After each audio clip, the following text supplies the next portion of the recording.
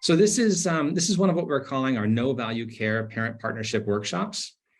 And for these topics, like tackling the challenge of parenting in the modern world, or being aware of our emotional state when we engage with social media, managing stress, preventing substance abuse, things like that, we need more than just an informational webinar. What we want to do is create a true learning partnership. In a regular class at ASIJ, teachers actively create learning partnerships which deepen the learning in their curriculum.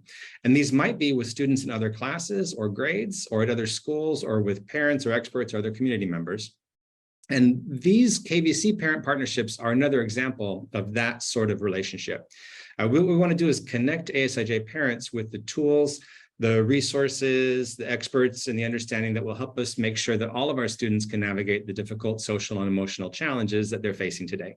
Because whether you are a parent or a teacher or the director of technology, we want all of our kids to be healthy and happy, and we want them to make good choices even when there aren't adults around. So we're going to have these KVC no value care parent partnerships all year long.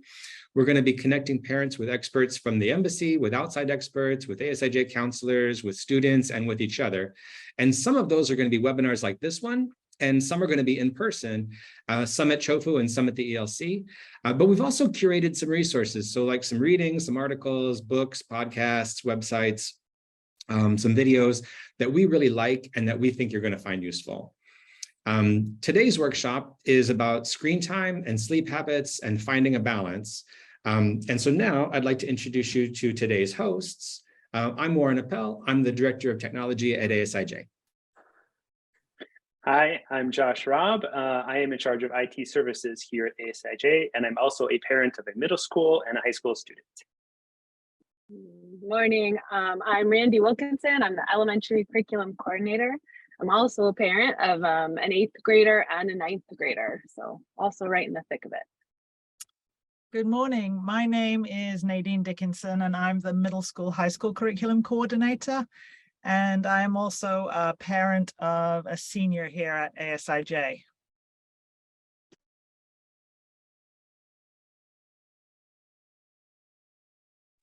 So as a fellow parent, we get a lot of questions about worries as well about our children and how they are interacting with screens and with technology.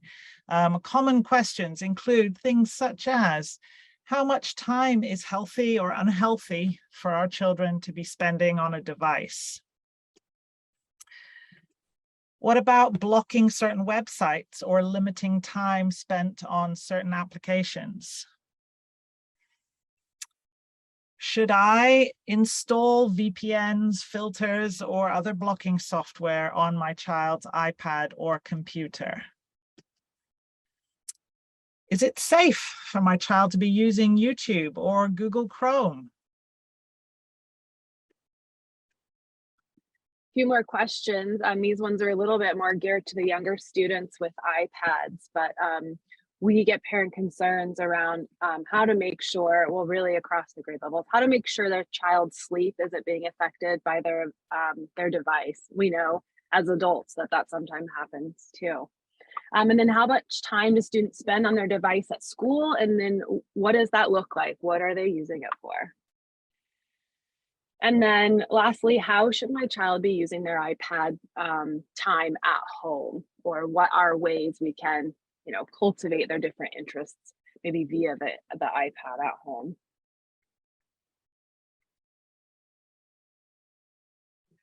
So today, we want to help you with some ways to tackle those worries. We're going to start off with some research that helps us understand exactly what we mean by the phrase screen time. We'll talk about the mentor parenting mindset, and we'll share some resources, some podcasts, videos, articles, and my favorite book on the subject. And we'll help you understand what your child is learning about at school. It really helps build the partnership. If your child learns something new in advisory class or from their counselor, and then when they get home, you can have a conversation about it, it helps reinforce that learning. And then hopefully we'll have plenty of time for questions. So please do put questions in the chat as they come up for you. But remember that the chat is not anonymous, so other parents on the call might see your questions. And if we can't answer everything in this hour, we're going to work on other ways to answer questions, maybe in a future session or in a written update or something like that. And now I'm going to turn it over to Josh.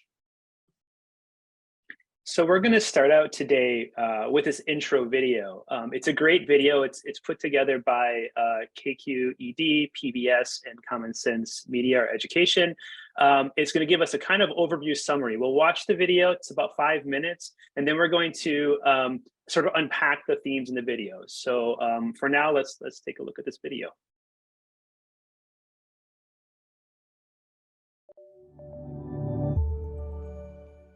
Have you ever kept track of how much time you spend looking at a screen? Like actually logged what you're doing and for how long? Well, that's what I did over the last few days. And on an average day, I spent about an hour on Instagram, way too much time on Twitter, over 3 hours, and a little over an hour or so on Netflix. So in total, I'm spending over 5 hours every day in front of a screen. And that's not counting text messages or listening to music. That's literally a quarter of my day, every day. So what's all this screen time doing to me? Well, I asked what I always ask, Google. And the results fell into 2 buckets. The first bucket blamed smartphones, video games, and social media for increases in depression, anxiety, and even obesity. The second bucket said that screen use might help improve how we feel about ourselves by keeping us connected with people. So, what does the scientific research say? Is all this screen time really bad for us? Okay, first things first. Screen time as a term isn't that useful because it doesn't really tell you what you're doing on screen. It's kind of like if someone asks you what you had for lunch and you say, food. That doesn't really provide any real info. And not all screen time is created equal. Context matters. Spending 4 hours creating a video for YouTube is way different than spending 4 hours watching cat videos. How you feel about and how you process each of those situations won't be the same. So lumping them under screen time doesn't make much sense. If researchers want to figure out what spending so much time on our screens is doing to us, they need to break down a few variables. What's the specific screen activity? Are we passively scrolling and looking at pictures? Or are we commenting and posting? How long and how often are we on the screen? Because there's so much to untangle, the research is kind of all over the place. You can find individual studies that support and contradict just about every conclusion linking screen time and health. To quote the director of the National Institutes of Health, the research is quite limited, has not been conclusive, and further study is needed. That's why it's crucial to look over a body of research to identify trends. All right, so let's get to it.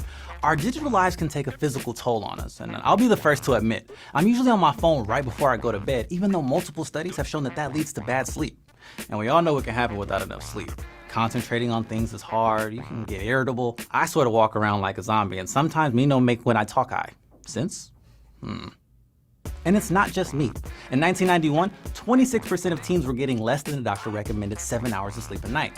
Today, that number is over 40%. Now, that doesn't mean you can place the blame on screens, but that same study did find that teens who spent 5 hours a day online were 50% more likely to not sleep enough than those who only spent an hour online each day. I'm skeptical though. Who are those people that say they only spend an hour online a day, and why are they lying to researchers? Doesn't make sense, doesn't add up. Some researchers even use the term addiction when talking about how we interact with our devices. Whether it's video games or waiting for a like on an Instagram post, we get caught in short-term dopamine-driven feedback loops where we get a quick pleasure boost but then constantly crave the next one. Now, there's a lot of debate on whether or not this stuff is a bona fide addiction like gambling. And if you want to learn more about that, check out our video that looks into whether or not video game addiction is real. One study in 2017 found that the more time people spend in front of screens, the more it affected their well-being. Their chances of developing depression and suicidal thoughts went up. It was all the ammo the news media needed to fuel the panic about screen time. But that one study is just one study. Another group of researchers came along, looked at the same data and asked, is there really a link between screen time and depression? And if so, how strong is that link?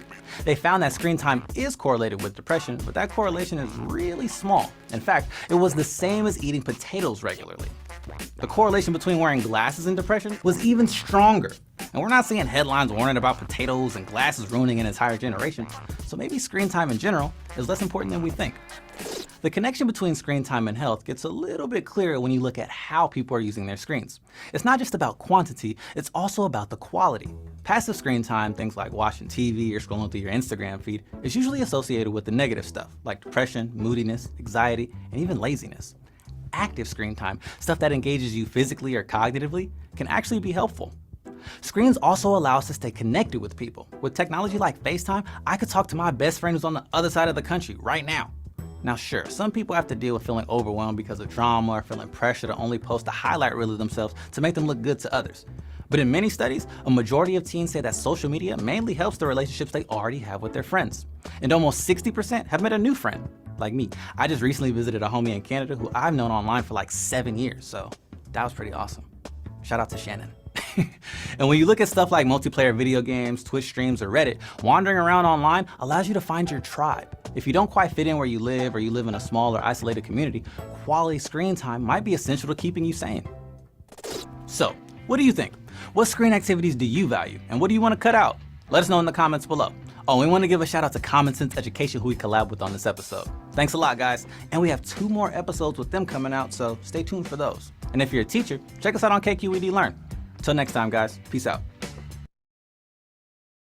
Okay, so there's a lot to unpack in that video. Don't expect you to have absorbed all of that, but we're going to go through some of the key points that they talked about in the rest of our presentation. And the first one is this idea that not all screen time is created equal. And so when we think about screen time, and when parents think about screen time and talk to us, we often are focusing on quantity, right? I mean, that is the thing we often hear. How much time is the right amount of time? How much time should my kid be spending on their iPad, on their laptop? How much time is spent at school? And so the focus is often on the quantity of the screen time, but less so on the quality. And while quantity is important, we sort of often forget the quality idea. And that's where this idea of not all screen time is created equal is very important. So we're going to look at that right now. The American Association of Pediatrics has come up with some recommendations that have been revised in the last couple of years. And even since that video was made, there's been a lot more research that has come out that sort of reinforces that idea around the fact that not all screen time is created equal. And you really can divide it into active and passive uses. So a lot of the studies in the early time of iPads and online interaction for children were based on studies around TV, which is very passive. More modern studies have shown that there is a very big distinction, and it makes a big difference in how the devices are being used. So passive is passive consumption, things like watching TV, reading, listening to music, that sort of thing. It's not bad, but it is a certain way to use your screen. Active, we start to look at interactive consumption, things like playing games, browsing the internet, where your mind is active, but you're still consuming things. There's another level when we talk about communication, using Zoom or FaceTime to chat with family members or friends, messaging applications, messaging within games as a mode for communication. And then finally, going all the way to something like content creation, making videos, making songs and music, digital art. And so when we think about how our children are using their screens, just saying screen time and how much time is on a screen really sort of misses sort of the nuance in terms of like, well, is there a balance between some of the passive usage of the screen, and then also some of these more active usages and the things that sort of engage the child and engage their brain and is a more active use. And so it's very good for us to keep that in mind as we start thinking of this going forward into the rest of this sort of presentation about what kinds of screen time are we asking, and is there a balance, and are we making a distinction between those two different or those different types of usage?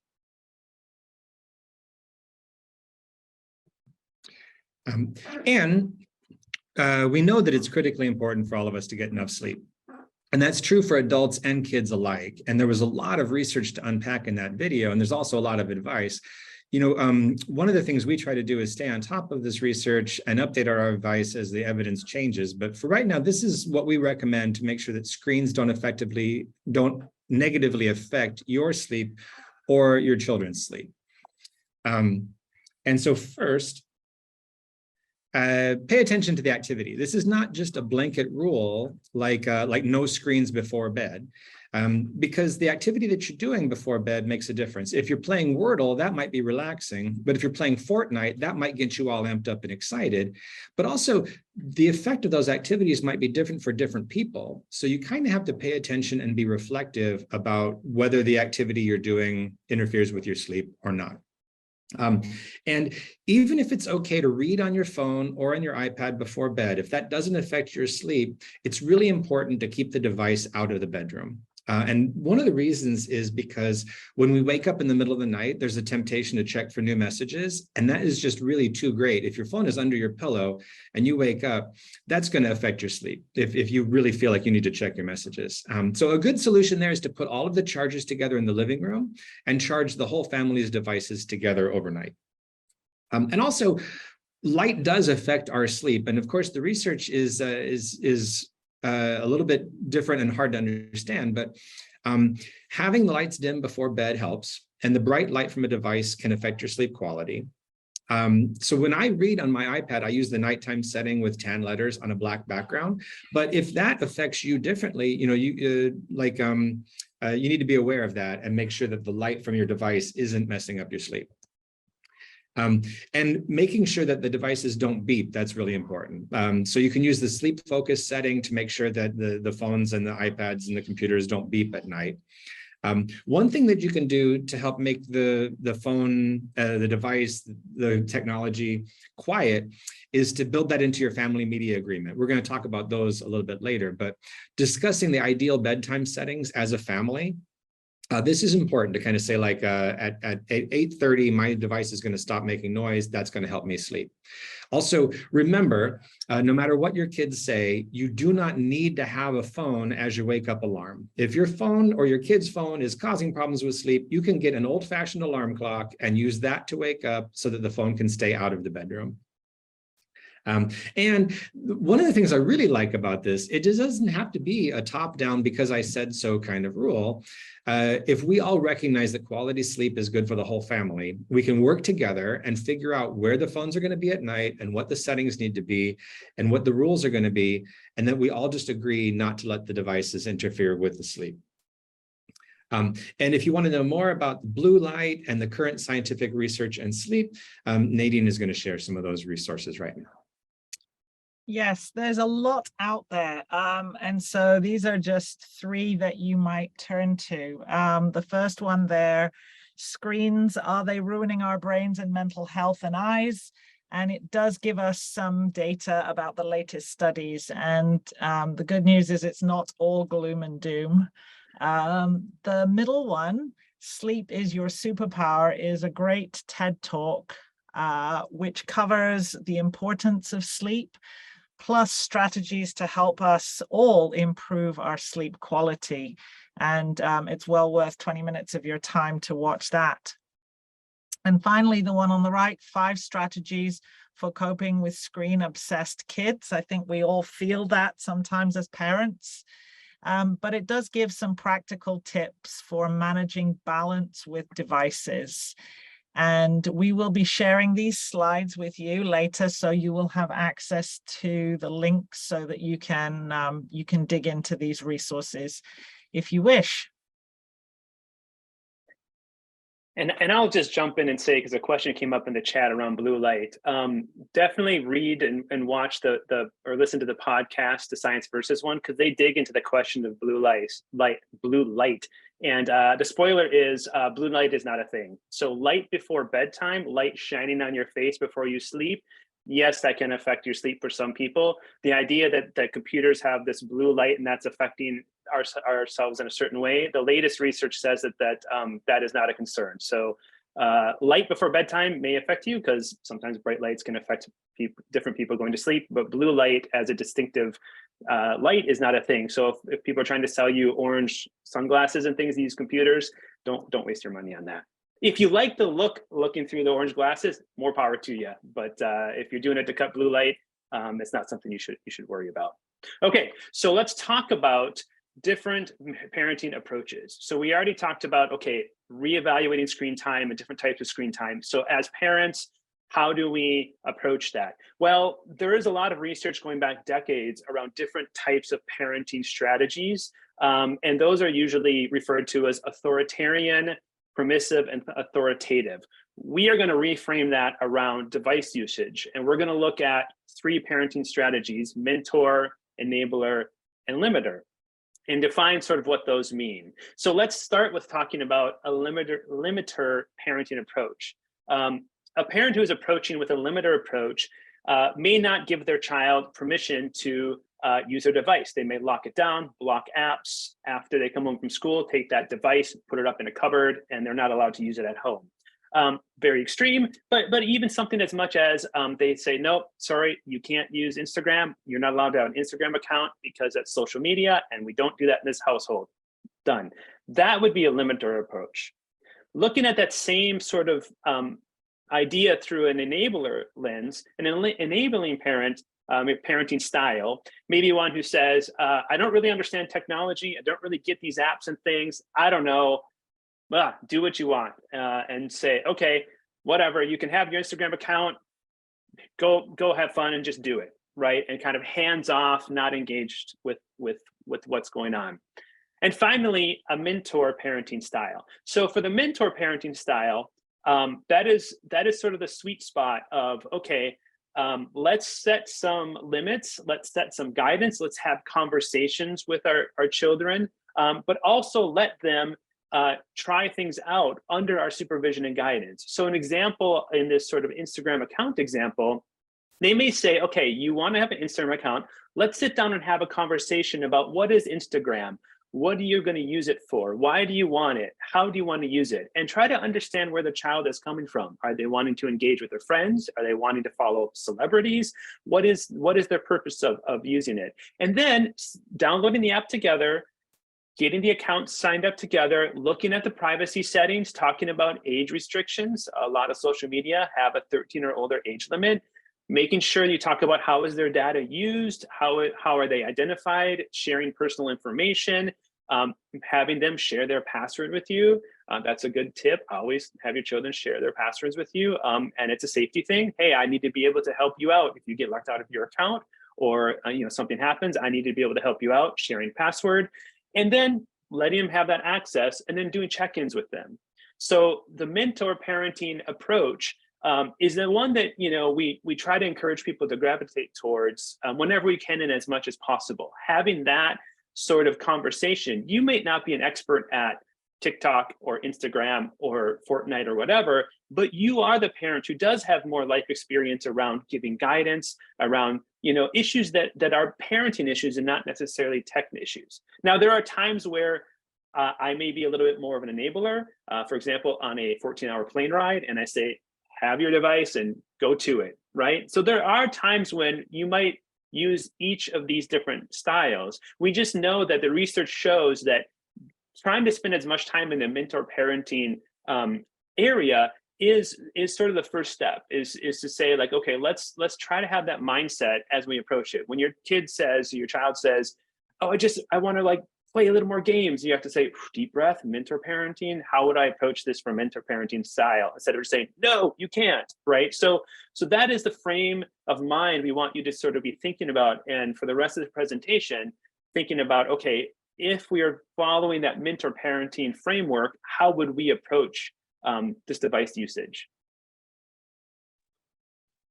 Yeah, so with that mentor parenting approach, as well as a more nuanced understanding of what screen time means and that there's great things they can do with the iPad and there's also really passive things, how do you put those ideas into place in your home so that your family has a structure to keep you balanced and to keep your values and your priorities at the top of mind? So you would first start with, what does your family value? What are you spending your time on? Do you value your physical health? Do you want to make sure you're outside every day or having a walk or going to a sport? What about emotional and mental health? What are we doing about that? Are we having conversations? Are we reading our books and taking time out? Family time. Of course, when they get home after their activities and then the bus to bedtime, it's such a short amount of time that when are we building in family time there? That ties right in with relationships and friendships. And then how are we maintaining a balance? How do we make sure that everyone's helping with dinner and chores? And then of course there's homework. There's their responsibilities. Maybe they have babysitting jobs. And then of course, perseverance. So there's a lot that you'll be juggling in a short amount of time that your kids have. And then so after those values, again, what is your family going to prioritize with those 3 hours after school? what time do we want to make sure that we're sleeping? Is that our top priority? Is our chores, our family device free meals, is that your priority because you value family time and relationships? Also, of course, homework, and then after school activities. So there's a lot that needs to frame your structures before you kind of decide on rules with your family. And I think, as Josh mentioned before, and maybe Warren, like, we can't have these rules just for the kids. These need to be family conversations and family structures that are framed by your values and your priorities. So building on from that, if we try to reframe the conversation from how much screen time to finding a balance, and thinking about this not just for our children's sake, but also our own sake as well. How do we find a balance between active and passive use of screens? Can we think about the time that we are spending consuming or creating? To talk with our children about get tos and have tos. Sure, they have to have their devices to complete their homework, but then they get to use their devices to game with their friends. Can we find a balance between outside time and inside time? The time spent reading and viewing, and also the time that they're using their devices by themselves alone, or whether they're using them to be social and to interact with others. And these are all good things to consider when talking about balance. And so with our children and our families at home, having those conversations and starting to come up with some common agreements that we believe that we could all adhere to. This is really important, and it isn't just about technology, but it's more, as Randi was saying, about the values that you have as a family, and then this becomes one part of it. And so having those conversations around the dinner table, it's a really important way to think about this. So we're going from just counting hours on a screen to actually thinking about the quality of that time on a screen. What are we doing? And to reach that balance. So further, oh yeah, sorry. Did you want to go, Warren? Okay. So furthering, so now we have kind of our guidelines for our family in place with our values and our priorities, and a nuanced understanding of screen time. These 5 strategies actually come from the resource that we recommended called 5 Strategies for Coping with Screen Obsessed Kids. And this will start over here on the left in the teal, the power of showing up. So as Josh mentioned, being a mentor parent doesn't mean that in your free time, you're learning all the games that they're playing. It's understanding the seed of their issue they're struggling with. It's understanding and asking, how is that game with your friends? And you're actually talking about Fortnite, not, a soccer game they were just at. But really understanding sort of what are they struggling with as far as communication, or maybe there's some mean words being said, but those seed issues you have an understanding of, and you can mentor even though it's on a in a place online that you're not familiar with. That's okay. So we just really need to be paying attention to our kids' emotional relationship with the screen, not just how much their time they're spending. As I'm reading that, I'm realizing that I said something very different to that strategy. But that strategy specifically is doing, again, with the mentoring, how did they feel? I guess I did say that, didn't I? With like, how are they feeling on that game? So those are strategy 3. Put away the screens for eating and sleeping. It's also a hygiene issue. Yeah, our phones, who knows how many germs are on the front side of this phone. Let's not look. But we've already talked a little bit about that. Strategy 5, mentor your kids, don't just monitoring. Monitoring them becomes, in that limiter territory. And we know as parents of teens, the more you monitor and limit, the more that they secretly try and get around you. And I guarantee they will be more clever than you with technology eventually. Which leads me over to the play the long game, not the short one. So it may feel more safe in this moment to just take away the device. And then that to solve the problem, which it actually probably will in the short term. But again, you're not creating a relationship, an open talking relationship around their device and the struggles that they're having. And then that strategy 2 is don't make the rules based on screen time alone. So we've already talked a lot about this, talking to your kids about what they're doing specifically and what are the feelings that they're having from those activities, and then deciding from there if scaling back is a good decision.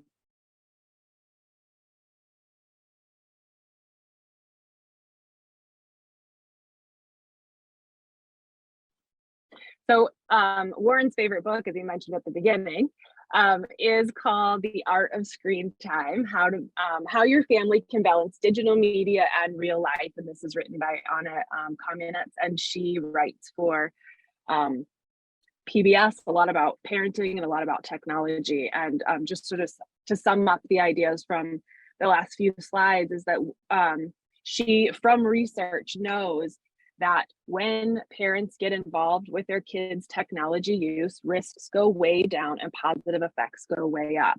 And I think this is an intuitive thing that we know about parenting, is that when we're involved in their life, obviously the positive effects are going to go way up, but what we don't often do is apply it to technology. And really this like offline and online thing, that line in between is no longer there. So we just want to think about being involved in all that they're feeling and experiences wherever that space may be. Yeah, like Randi said, that's one of my favorite books about screen time. And we have copies of it at the ASIJ library, so you can check that out. And it's also available electronically if you want to read it on your Kindle or your iPad. So I'll tell you a little bit about some tools that we can use to help us be mentors. One of those, which is probably the most famous, is Apel's Screen Time, and Josh is going to talk about that a little bit more. One of the best websites for information about mentor parenting is Common Sense Media. So if you're not already using this, really, please do check it out. We're going to share a link to it for you. It has specific guides for parents that focus on specific age groups. It also has just really good reviews of apps and websites. It's a really good source. It's very neutral. It's not run by any particular special interest. It's just a nonprofit that do a really good job. We talked a little bit about the family media agreement. This is a really good tool, and you can get a template from Common Sense Media. It's a contract that you build with your child and the family about how you make decisions. And then you customize it for your own family. And then you make sure that the rules apply to the adults and to the students and the children. And family media agreement is really important. There are ways that you can try to put technical blocks on the kids' overuse of technology, but that really is kind of from a limiting standpoint. And what you really need to remember is that no matter how much effort you put into blocking and limiting, a highly motivated young person has more effort and they will work harder to get around those blocks. And so it really is, that's the short game, and it's really challenging. I kind of think of it as instead of boxing, you're going to lose a boxing match with a kid with all their effort. But judo, where you kind of use their effort against them, like instead of trying to put in a software solution that stops YouTube after 30 minutes, you could have a written agreement that we don't watch more than 30 minutes of YouTube, and that we set a timer when we're watching it, and then you can reflect on that and kind of see how the child's doing with their YouTube watching. And a conversation is kind of a low-tech tool. So you could just kind of be reflective, look together. Like you might say, my goal was to spend less time playing Candy Crush and more time spending playing Wordle. And I did pretty good at that. I know that your goal was to stay within 30 minutes a night on YouTube. So how did you do with that? And when you finished and you were within your goal, how did that make you feel? Are you proud of your success? Also, I think really one of the most important things is to be intentional about the way we use technology. I really try not to use my phone out of boredom. If I pick my phone up, I want it to be because I'm trying to achieve something specific. So when I look at my screen time results and I reflect about how I did with my goals, I gauge about how I'm doing by looking at what the first thing is when I pick it up. Because hopefully what I want is I'm picking it up intentionally to use something like Google Maps or the camera or podcast. Sometimes if the first thing I do when I pick it up is scroll through Facebook or Instagram, that's a sign that I'm just killing time with my device. And the end result of that is that I'm not going to feel good or productive or positive. So if you can engage with your child and ask questions like, what are you playing? What are you watching? Can I join you? Can you teach me how to play that? What do you like about this app? Do you have any recommendations for me to check out? Kids really like to be the teacher. And it's not often that a child gets to be an expert and teach an adult something, but with technology, there's a lot that you can learn from your kids. Later in February, we're going to have a session on social media, and we're going to talk about this new app, Be Real, which is really popular right now. If your child is using Be Real, a really great way to connect with them is to have them explain to you how it works and why they find it compelling. Is it just because their friends are using it, or is there something actually interesting and different that makes it more useful than Instagram? And those types of questions can be part of a mentoring check-in. Next, Josh is going to tell you about what a mentoring check-in is and how Apple's screen time software can make those conversations more effective. Bah. So mentoring check-in. So everything Warren just said.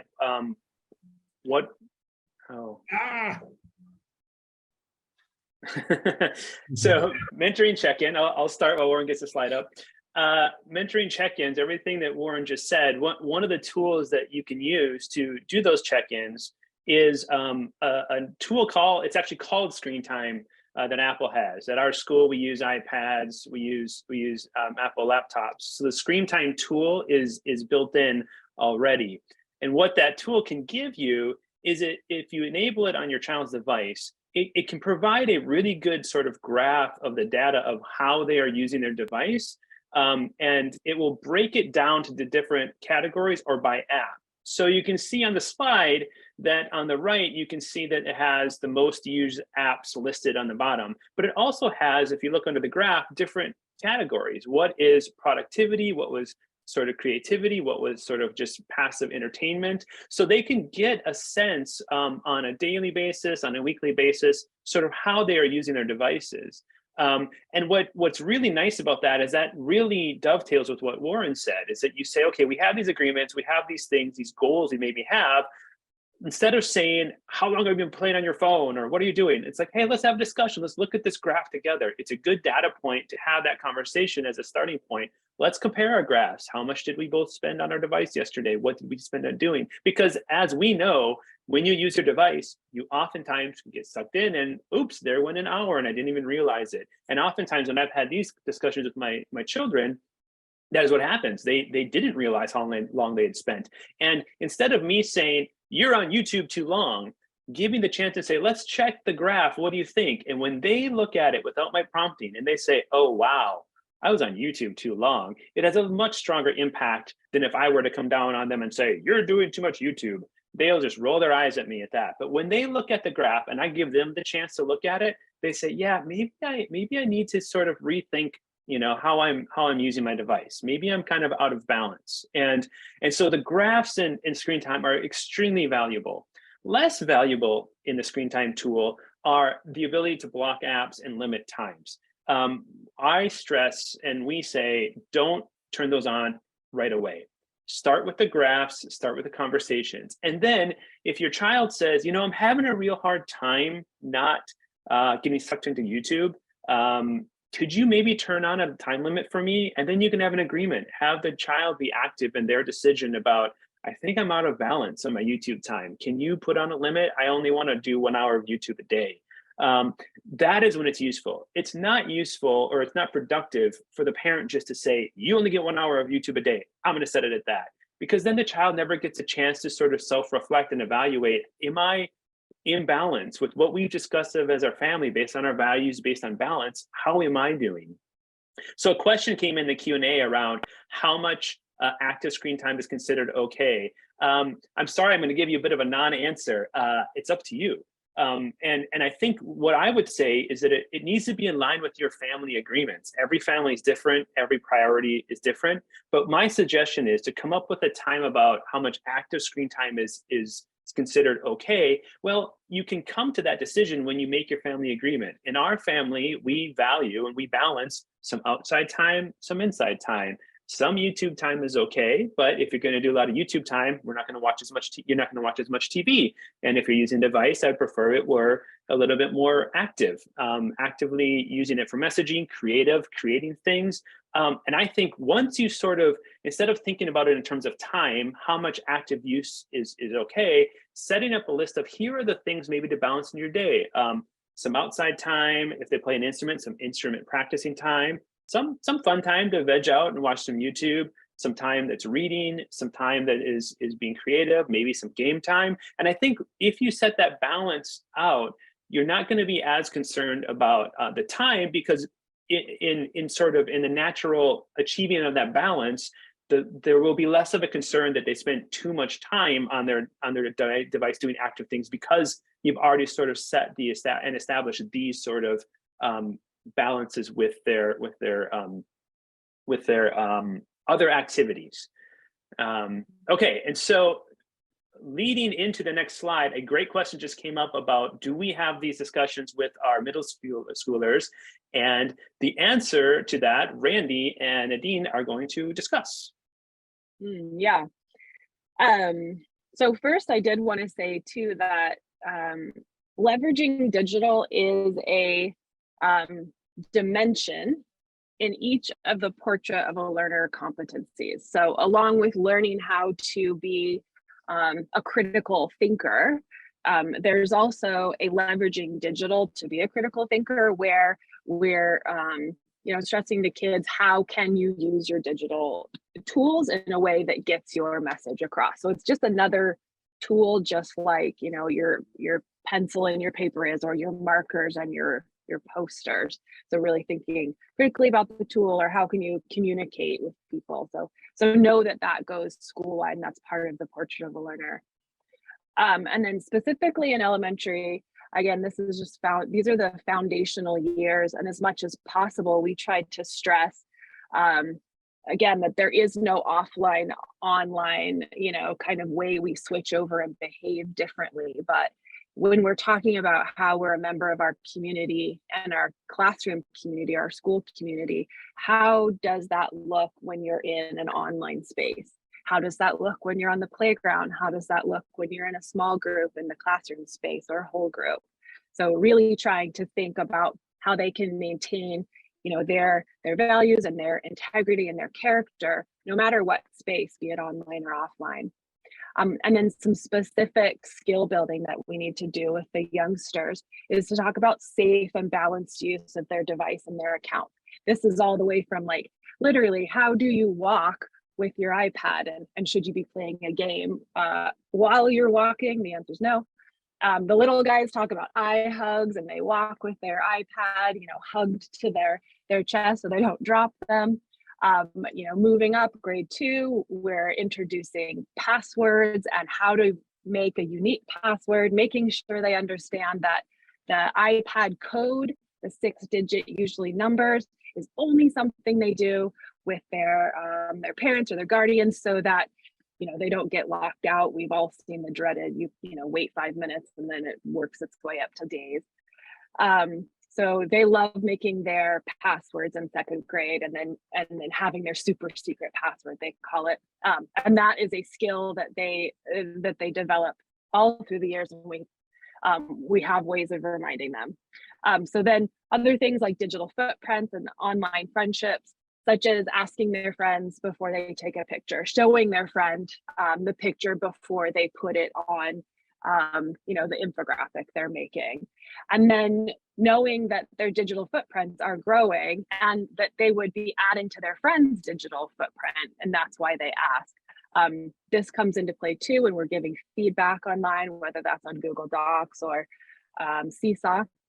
And then online friendships comes up too, because kids are in Fortnite or Roblox, and they're having conversations with friends that they both know in real life and then ones that they don't. And so then how do you pay attention to your tummy signals to give you a, maybe a warning, or if someone's being mean, what should we do?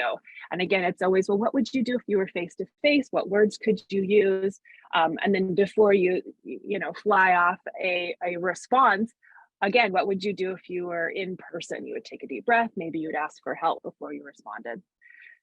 Media literacy, just noticing the messages that ads are trying to communicate to you. And this comes up a lot in our reading and writing curriculum as well. They're not only looking for author's intent, but they're thinking about it when they're creating. And then of course, bullying, and that's both off and online. And bullying specifically different from sort of being mean or bothering, but bullying is when there's this power differential, it's over and over again. Kids are pretty well versed in that. The cyberbullying part is a little different. So we're pushing into that in elementary school, different as far as maybe our approach to it or maybe noticing it. So yeah, those are some of the big skills we're building in the elementary school. And in middle school, a large part of this work happens in the advisory lessons.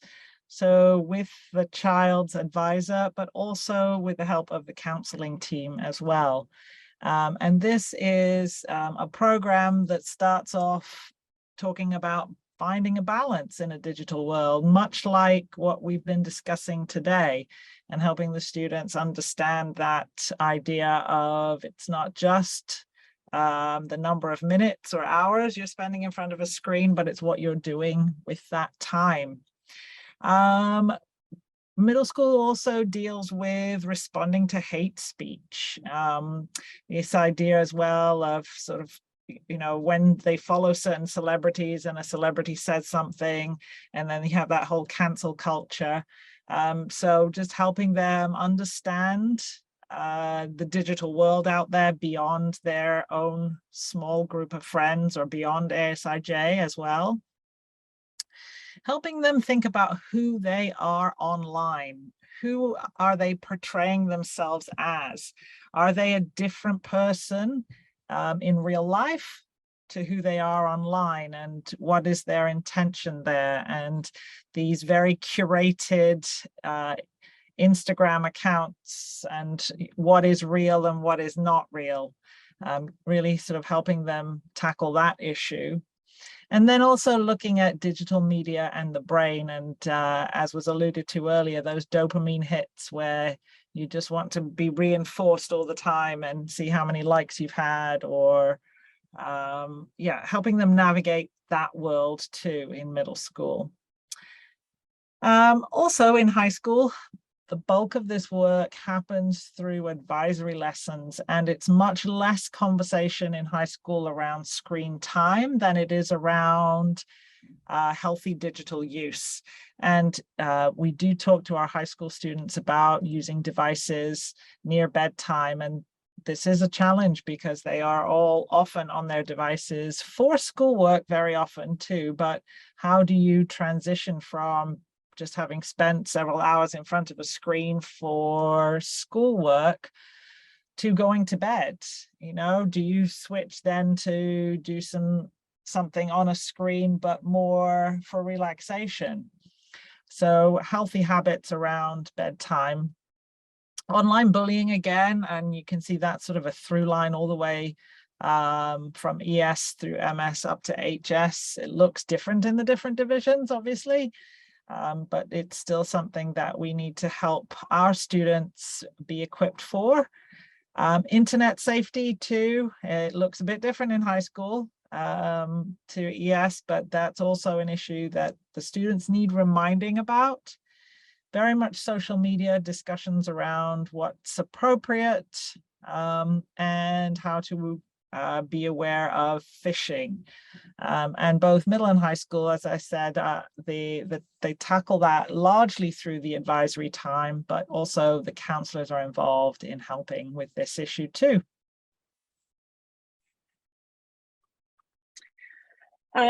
So one of our strategies, since we're not in a room together, is that through the chat, we want to try and make your thinking visible so that we can kind of get a sense of, what are you liking? And then also, of course, what are your questions? So if you could please, in the chat, tell us about what ideas stood out from today's learning. What's really resonating with you, or what were aha moments? We'd love to hear from you.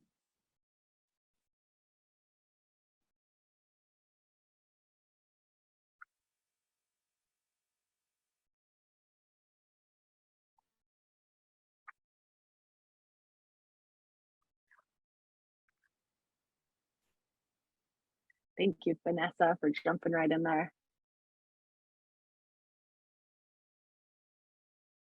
Sorry, I forget, Warren, are they able to see the chat of each other's? If you change it to everyone, everybody can see it. I think only we can see Vanessa's, but basically changing from limiting to mentoring mentality is a good one. The open book partnership approach, including parents setting goals. Leah added that. I think that's, a partnership is what we're looking for, and we're hoping you are too. I think one of the things that we maybe didn't mention yet today, but one of the things that does happen is that if there is an issue that happens at home and you're concerned about, reach out in the elementary to your homeroom teacher, and they will talk to the counselors. And sometimes we make just-in-time counseling lessons about issues that can come up. So keep that communication flowing with homeroom teacher or your division office or advisor, and we do incorporate that feedback into the lessons we do with students throughout all the levels. I was thinking too about, with my teenagers at home right now, just their schedules have ramped up, and just the questioning that I'm doing, and then they're reflecting like, oh, my time, I'm tired, so I'm getting sucked into a little bit of scrolling, but I do not have time for that. And it's just been so great to see them adjusting it. Even my daughter has a free period, and I'm so proud of her that she knows that she needs to put her phone in her backpack, because that hour is so precious to get her like homework done, so she doesn't have a bunch after school. And just seeing the fruits of that mentoring.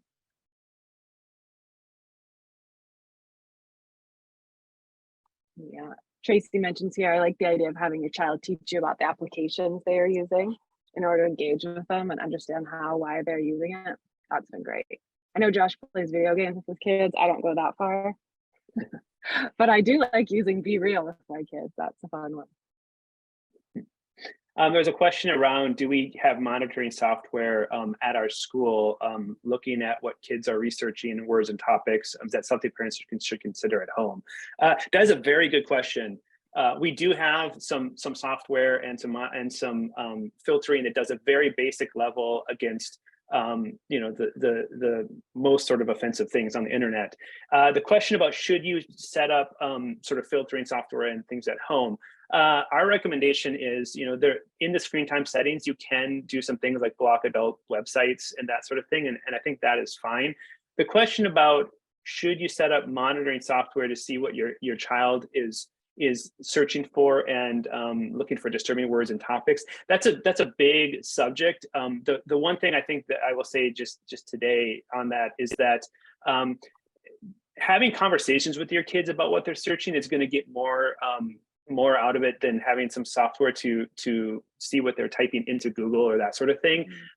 There's no context. If you have a piece of software that is just looking for what words are typed into a search bar or whatever, you remove all context for why they were searching, how they were searching. Does it have something to do with a school project, or why are they searching for that? And the only way to get that context is to have sort of conversations. And so our recommendation is to be engaged with your children in their use online, and to just make it normal that in your family we talk about what we do online. It's not a separate thing. We have discussions about what we're looking for, that sort of thing. Yeah. Sorry, I thought you were finished. But I just wanted to add on to what you're saying, and that like location of where your kids are searching. is a helpful tool. So if they're doing their homework at the table, I'm not sure how, what grade your kids are in, Heather, but like when my kids were little, they definitely always sit at the table. My one has a harder time spelling, so I always knew what she was looking up. She's like, Mom, how do you spell guinea pigs? And so just having them near really helps. And my kids have actually kind of come back to the table after a little bit of middle school trying to be away. But being involved also is just where they're doing their homework helps. Right. And I like Chad's thing. Yeah. Trying to block and kids finding ways around. There are always ways around. There is no perfect software. You could drive yourself crazy trying to find the perfect blocking software. And the answer is it doesn't exist. It just doesn't. Mm-hmm. And so instead of spending your energy trying to close every loophole and every workaround, we advise put that energy and time into having more conversations with your children and being more engaged. And one thing I'll say is when you are more engaged with your children at home and what they're doing online, and it becomes a normal thing, there is sort of, it does become for them a sort of self-monitoring or self-managing that they know, oh, my parents are going to ask what I've been watching on YouTube. I maybe going to make some better choices about what I watch on YouTube because they're going to ask me, hey, what did you watch on YouTube today? Now I will say it is also as they get older, good to give them some space. And if they don't want to tell you, there's a trust thing there too. But especially when they're younger, they do get into that like sort of mentality. If it's something we talk about at home, when I'm alone and I'm using something, searching or using YouTube or whatever, it doesn't influence how they decide what to watch and what to search for. And so engaging with your children is really the best thing to do when you sort of think about usage and what they are doing online when they're alone. Yeah, and my kids don't worry that they're going to be in trouble when they find something. So they're much more likely to share what they came across because they've never been in trouble for it. And I'll say too that in elementary, it kind of does get tricky when we don't have the YouTube app. And so then kids will go to like Chrome or Safari, but then parents will remove Chrome and Safari. And, you know, our elementary teachers do a lot of behind the scenes work to curate specific resources for the kids. They're not, you know, streaming YouTube during the day. And of course, there's always adults around and they're usually doing peer partnerships. So you know, there is no sort of freeness on the internet or YouTube. So limiting in that way does become an issue. You know, it gets in the way of the learning in the classroom as well.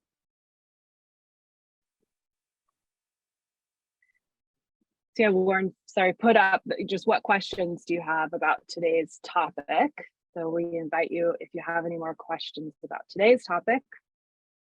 And if you have questions about social media, you know, we have another, our webinar in February is going to be about social media. And even though we could probably just talk for an hour easily about it, it'd be a more effective and useful webinar if we know exactly which questions your family is grappling with now. So go ahead and post any questions you might have about social media. And you could also just email us later too if those questions come up.